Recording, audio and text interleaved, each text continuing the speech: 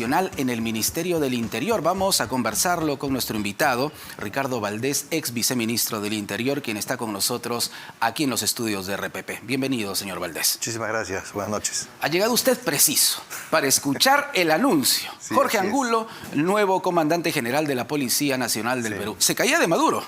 Bueno, se voceaba eso durante la tarde, que se necesitaba un cambio, pero lo que pasa es que desde septiembre del año pasado hay una suerte de candado puesto por el Congreso en lo que se refiere al cambio de comandante general de la policía. Y ese candado especificaba que el comandante general de la policía está en funciones por 2 años y puede extenderse en 1 año más.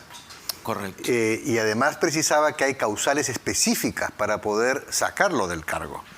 Ya sea por renuncia, que no sabemos si eso se ha producido, porque después los otros procedimientos suponen un trabajo ya sea desde el Poder Judicial con una sentencia, ya sea un trabajo del Tribunal de Disciplina Policial, y hay otros requisitos adicionales. Entonces, tendremos que averiguar qué ocurrió con el general Alfaro. Supongo que habrá presentado su renuncia para poder permitir que fluya la renovación del comando.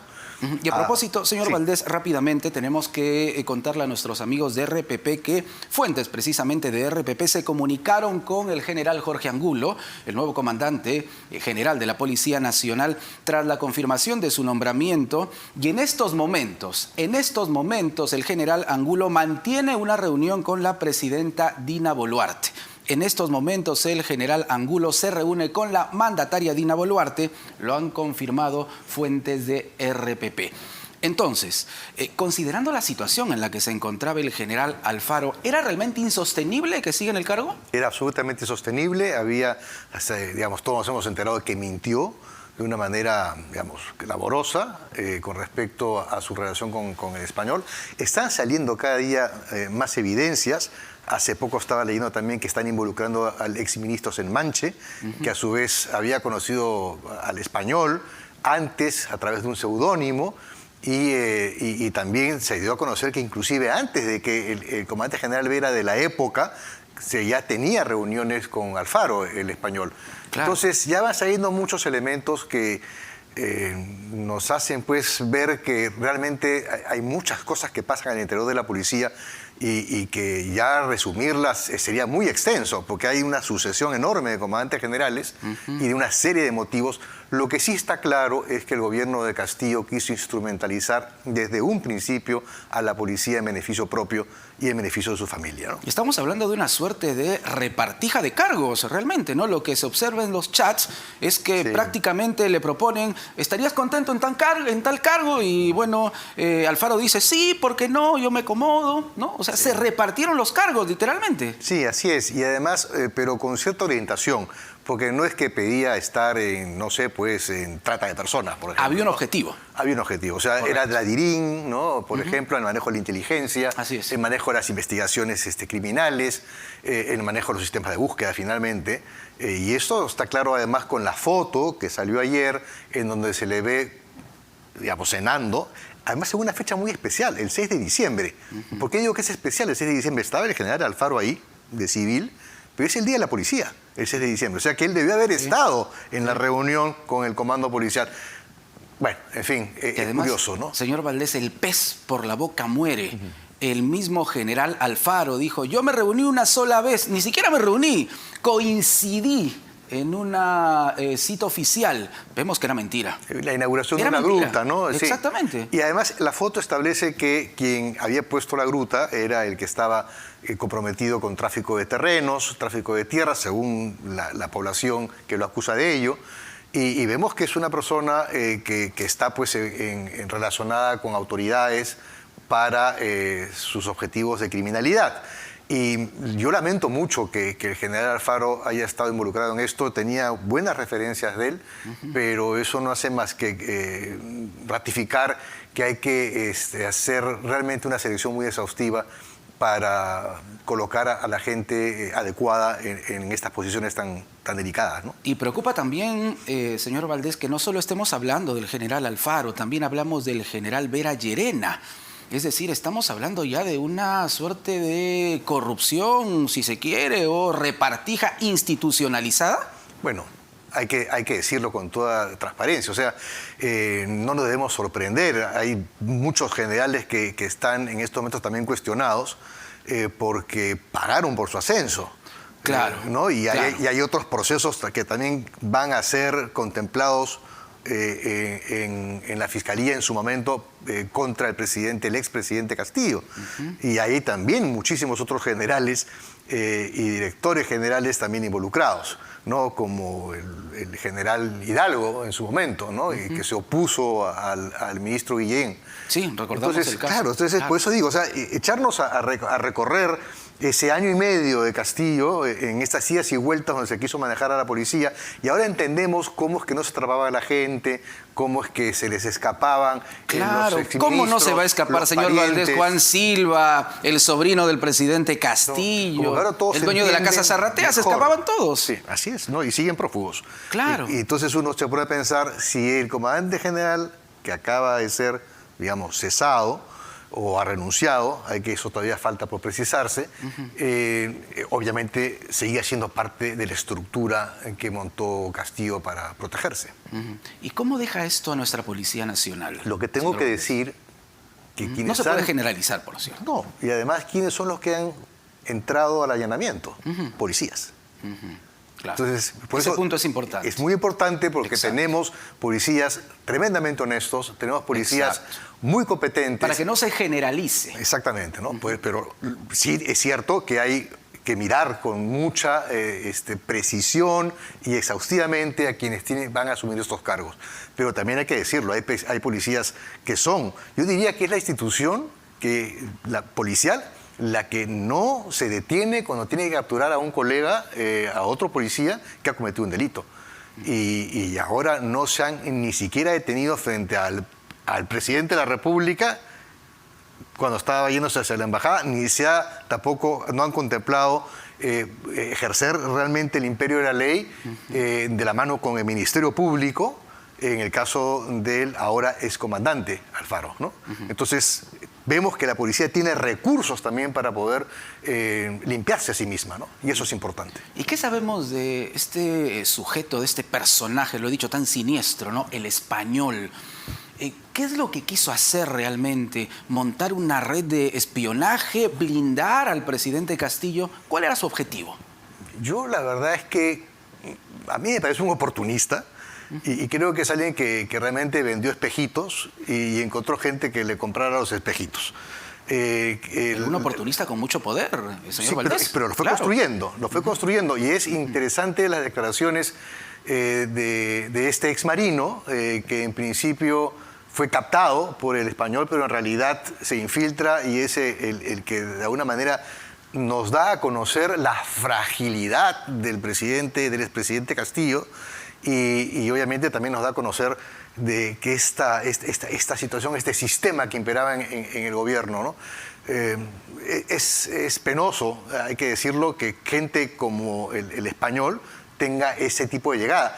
El día de hoy estaba leyendo una crónica precisamente de cómo se contacta con el exministro Senmanche, y simplemente a través del Facebook, simplemente imagino que se sintió halagado el exministro Senmanche, Dimitri, ¿no? Por los comentarios positivos que hacía su gestión, y sin más se reunieron a conversar. Entonces es una persona que sabe relacionarse, sabe venderse, y ha encontrado gente que le compre su versión.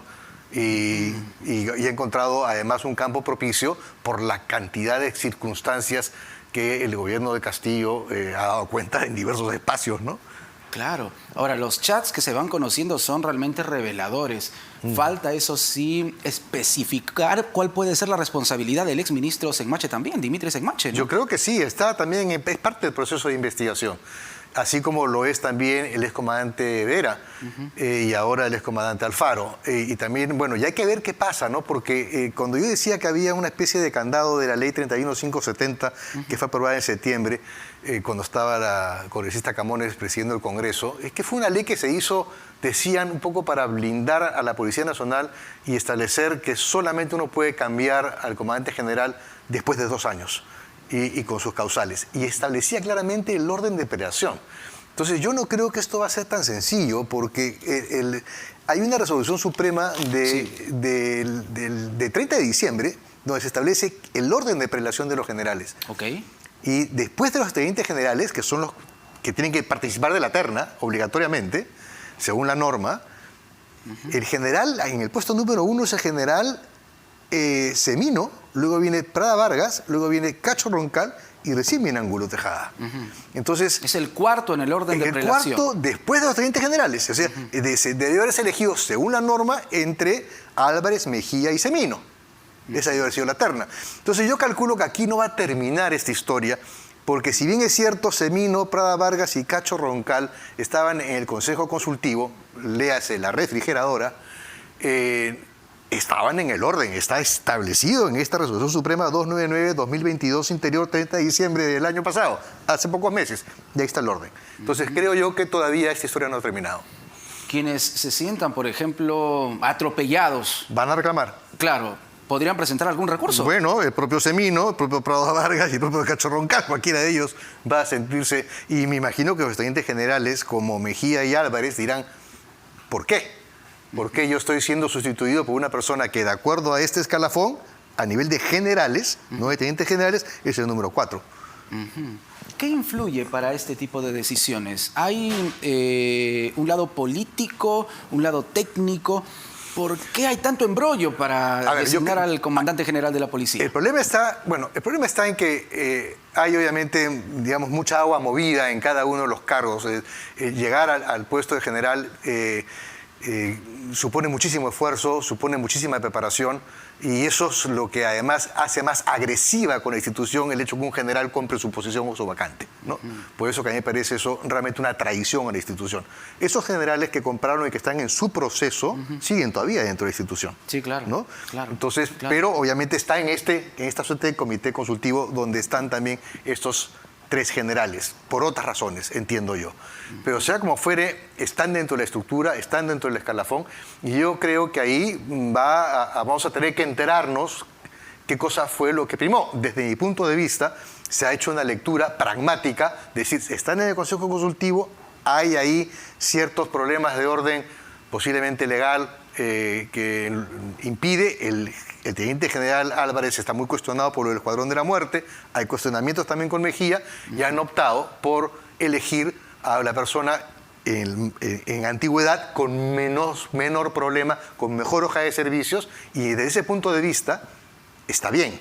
Me parece eso legítimo, pero legalmente van a tener un problema. Claro, bueno, hay que esperar las reacciones. Hay que esperar la reacción, ¿no? Sí, es claro. Entonces vamos a ver también cómo reacciona el Congreso frente a esta norma reciente que han pasado, digamos, 4 meses o 5 meses y ya tiene un inconveniente de lectura, ¿no? Y ya que hablamos del Congreso, señor Valdés, hay un parlamentario también de Fuerza Popular, Luis Cordero Yontay, que se ha visto inmerso en toda esta situación. Al parecer habría viajado incluso a Panamá, según él, a capacitarse, aunque se habla de la compra de equipos, en fin. ¿Él puede ser sancionado por esta situación? Eso obviamente va a correr 2 caminos. Uno es el camino de la Comisión de Ética, y posiblemente también van a tener que evaluar si lo desaforan o no, y eso se tendrá que ver en el Pleno. Y el otro camino es el penal, en la medida que se siga avanzando con toda esta investigación desde el lado, porque es parte de la estructura también del español. Claro, ¿no? a eso iba, porque aquí no se trata solamente de un tema ético, No. más allá de que él pertenecía a un partido de oposición. Es infiltrar, y ahí hay que hablar de esta Comisión de Inteligencia del Congreso. Exacto. ¿No? Exacto. Porque el congresista Cueto estaba rodeado de 2 otros congresistas en la mesa directiva. Gonza, por un lado, con sus problemas, y el otro era Cordero Yontay, que en principio era quizás un aliado de la objetividad, no era del gobierno. Y sin embargo hemos visto cómo fue captado para, digamos, trasladar información al gobierno con respecto a cómo andaban los procedimientos.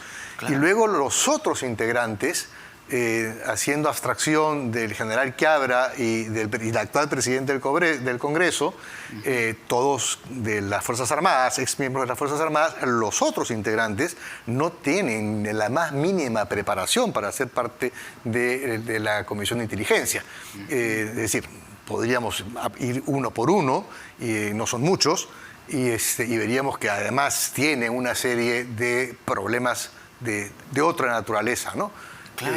Ya sea porque han reaccionado con respecto a la muerte de Aymael Guzmán de una manera, digamos, contraria a la del gobierno y favorable a la muerte de Aymael, o ya sea porque tienen procesos abiertos por violencia familiar. Hay muchas cosas que están ahí que, vamos, tomaría un poco de tiempo Claro. reseñarlas, ¿no? Pero ahora, ¿qué puede haber buscado Luis Cordero Yontay, un congresista de oposición infiltrado, al parecer? El acceso directo a lo que se podía manejar a través de las fuentes de inteligencia que tenían que reportar de sus acciones una vez que el Congreso los llamaba en la comisión a pedir explicaciones de algún acto, de rendición de cuentas, etc.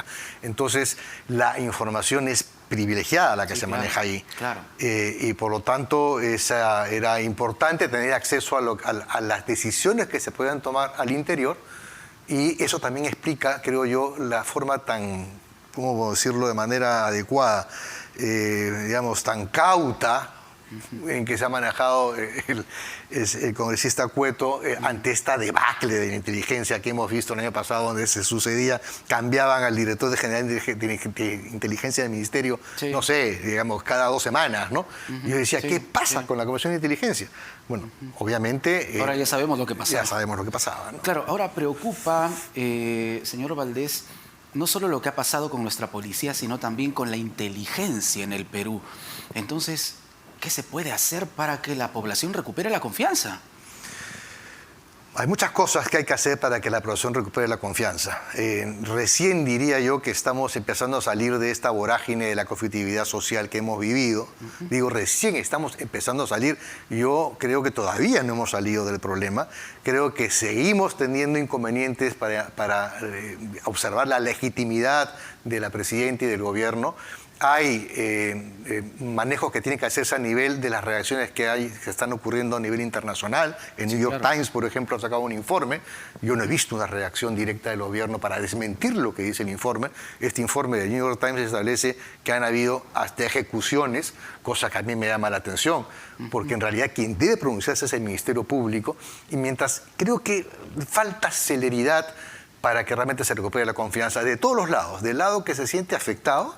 Creo que tienen que ver una reacción mucho más fuerte del Ministerio Público a nivel de las investigaciones para encontrar si es que hubo o no hubo algún tipo de responsabilidad de las fuerzas del orden. El Departamento de Estado de los Estados Unidos acaba de publicar también un documento en el que alerta de presuntos abusos, al parecer cometidos por las fuerzas policiales o las fuerzas armadas, claro, en las movilizaciones. Pero esa información no debe salir ni de un medio extranjero ni del Departamento de Estado. Esa información tiene que ser entregada por las autoridades peruanas. Y eso es lo que toca defender. Y eso es lo que tiene que hacer el gobierno. Ahora, la respuesta del gobierno también, ¿no? La respuesta del gobierno, no la conocemos. Tampoco, por eso digo, claro, tampoco he visto una reacción, ni siquiera a nivel de Cancillería, con respecto a lo que está ocurriendo en el exterior. Entonces eso también hay que pensar, porque ¿qué están escondiendo? Porque en la práctica, desde mi punto de vista, la intervención de las fuerzas policiales y las fuerzas armadas fue legal. Estaba realmente soportada en el contexto normativo y en el estado de emergencia. Y también es cierto que lo que establece el estado de emergencia es que se tiene que conducir bajo las normas del adecuado uso de la fuerza. Y eso es lo que tiene que defenderse, porque pasado mañana, cuando toque volver a tener que hacer uso de la fuerza, la gente tiene que saber que se va a hacer un uso adecuado de la fuerza y no un uso abusivo de la fuerza. Si ha ocurrido eso es lo que se tiene que deslindar. Yo prefiero entender y pensar que ha sido un uso correcto de la fuerza, y creo que así ha ocurrido quizás en la mayor cantidad de casos. Pero si hay uno solo donde eso no ocurrió, eso tiene que exponerse y tiene que sancionarse. Claro, individualizar es que las sanciones penales son individualizadas, claro, no son generales. No, así como no se puede hablar de que la policía es corrupta, porque vemos policías buenos que a su vez allanan a la casa de su comandante general, ¿no? También tenemos policías muy buenos que defienden el orden público, el orden interno, que aguantan pedradas, que aguantan insultos, que aguantan bombardas y que realmente hace un uso adecuado de la fuerza. Claro. Esa gente que hace ese esfuerzo no se puede contaminar por quienes realmente no logran controlar su temperamento y su preparación puede fracasar y cometen una torpeza. Y si eso ocurre, eso tiene que realmente ponerse sobre el tapete. Y eso es una labor también del Ministerio del Interior, del Ministro del Interior en el caso de la Policía, del Ministro de Defensa en el caso de las Fuerzas Armadas, del Ministerio Público y sobre todo del Ejecutivo. Por eso preocupa, ¿no?, que a nivel del exterior, lo que estábamos comentando, claro, que viene desde los Estados Unidos, se habla de la policía, de las Fuerzas Armadas, y claro, no hay una respuesta adecuada hasta el momento del Ejecutivo, ¿no? No, pues sí toca que por parte del Ejecutivo que realmente se vea una reacción a ello. Ahora, son muchísimos los campos. También es complejo, ¿no? Es complejo el manejo, es muy complejo el manejo del Ejecutivo. De su experiencia, señor Valdés, y usted hace unos instantes advierte que todavía no hemos superado del todo el problema, pero ¿cómo se podría hacer para acercar un poquito las acciones del Ejecutivo a regiones como Puno, Madre de Dios o Apurímac, que, hay que decirlo claramente, no quieren ver ni en pintura a la presidenta Dina Boluarte, al menos gran parte de su población? Yo creo que hay que trabajar con los gobiernos locales y con los gobiernos regionales. Alcaldes y gobernadores. Alcaldes y gobernadores. Los gobernadores tendieron la mano a la presidenta de la República la tercera semana de diciembre, ¿no? Y le dijeron, reunámonos, ¿no? O sea, quizás querían discutir quizás una agenda más macro, ¿no? Pero eso es, digamos, esa mano no se tomó. Y después pasó lo que pasó y obviamente ya se hizo mucho más difícil sentarse a conversar con el gobernador de Puno.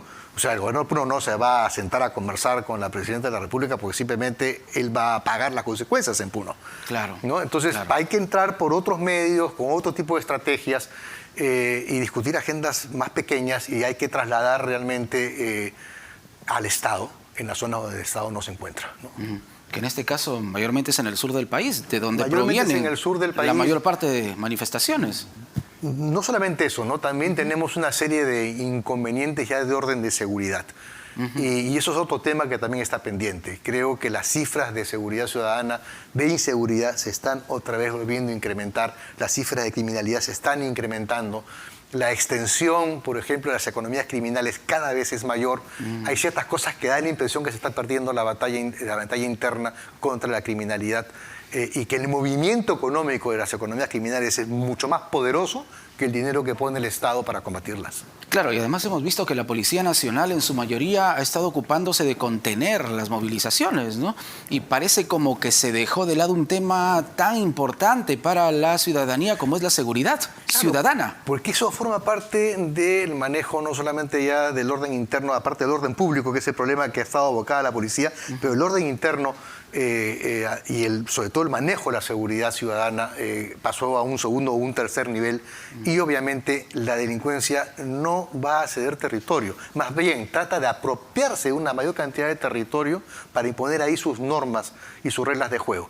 Así actúa la criminalidad en cualquier parte del mundo y el Perú no es una excepción, ¿no? Y cuando hablo del Perú, hablo de todas las regiones del Perú. No hay región del país donde no haya criminalidad organizada, donde no haya criminalidad común. Eso es pan de todos los días. Los asaltos son todos los días, cada hora, en todos los rincones del país. Y por eso es que es tan importante tener una policía preparada, una policía equipada, una policía que realmente esté respaldada por el sector político y sobre todo por sus instituciones, ¿no? Y de ahí la importancia de que el comandante general sea convenientemente nombrado, sea una persona respetable, sea un líder que realmente pueda reflejar el esfuerzo que ellas hacen con su esfuerzo cotidiano por defender a los ciudadanos, ¿no? Claro, pero las movilizaciones también, señor Valdés, desnudaron muchas falencias de la policía, ¿no? En cuanto a equipamiento, por ejemplo. Claro, sin duda, ¿no? O sea, y ahí debo decir que hay ciertas cosas que tampoco entiendo, ¿no? Cuando España se niega a través de una queja de Amnistía Internacional y dice ya no le vendemos armas no letales al gobierno peruano. Y me parece que la reacción del gobierno fue absolutamente tibia, porque precisamente ese armamento no letal el que se tiene que emplear para no usar el armamento letal. Entonces ahí fue un contrasentido del gobierno español y creo que tampoco una reacción adecuada por parte del Ejecutivo, de la Cancillería, del Ministerio del Interior para decirles, no, la respuesta fue, no podemos, si no compramos ahí, compramos en otra parte. No, no es así, porque la imagen del país también se va a ver perjudicada con ese tipo de reacciones de un gobierno que es un aliado en general del Perú, ¿no? Una última pregunta, señor Valdés. A pesar de lo ocurrido, ¿Debemos como ciudadanos seguir confiando en nuestra Policía Nacional? Yo no tengo ninguna duda. Es decir, tenemos que confiar en la Policía Nacional y tenemos que confiar en la estructura de la seguridad, que va más allá que la policía. Hay que confiar en el Ministerio Público, en el Poder Judicial, hay que confiar en los gobiernos locales, en el Sistema Nacional de Seguridad, que supone la participación de muchos sectores, incluidos ciudadanos, juntas vecinales y, en fin, y un sinnúmero de actores que somos parte todos de la seguridad. No solamente la policía, somos todos parte de la seguridad. Perfecto. Muchísimas gracias, señor Valdés. Con gusto. Ricardo Valdés, ex viceministro del Interior, ha contestado nuestras preguntas sin vueltas aquí en RPP Televisión. Volvemos.